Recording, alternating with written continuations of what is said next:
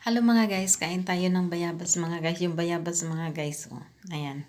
Tinanggal ko na yung mga liso mga guys, oh. Ayan. 3 piraso na lang natira mga guys. Nagbimili kasi sa tatay ng isang box. Tapos may tirang 3 piraso. Hindi na nila kinain mga guys. Sabi ko kainin ko na nga.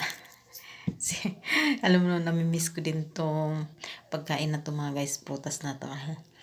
Nung mga bata kami mga guys, doon kasi sa kapitbahay kasi namin noon sa Davao, sa mama ko. May puno ng bayabas ngayon.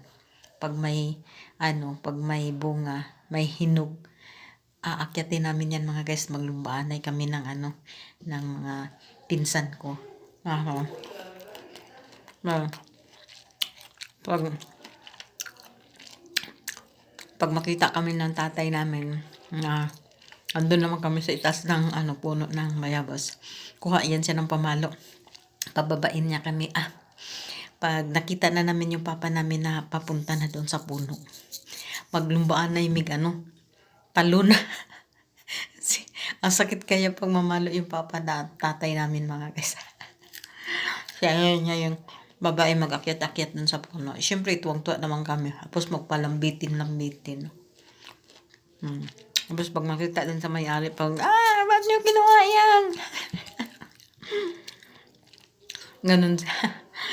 Nakakatuwa lang yung malalak ng itong bayabas na ito mga guys. Ang sarap. Tinanggalan ko yung liso mga guys.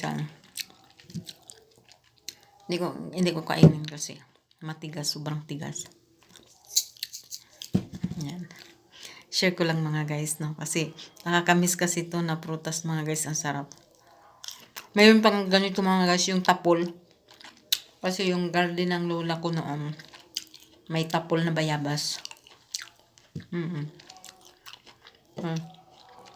Masarap din yun mga guys.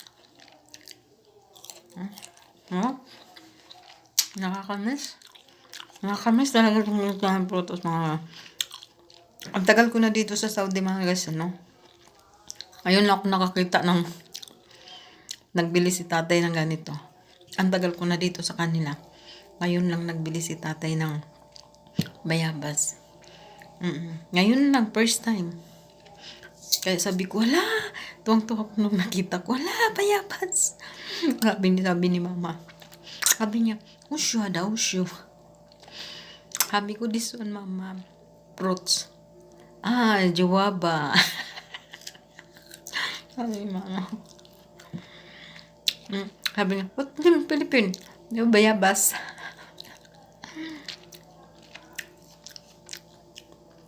Jawaba. Jawaba. Ayan. Ganito lang mga guys. Thank you so much. God bless. Thanks for watching my video. Bye-bye.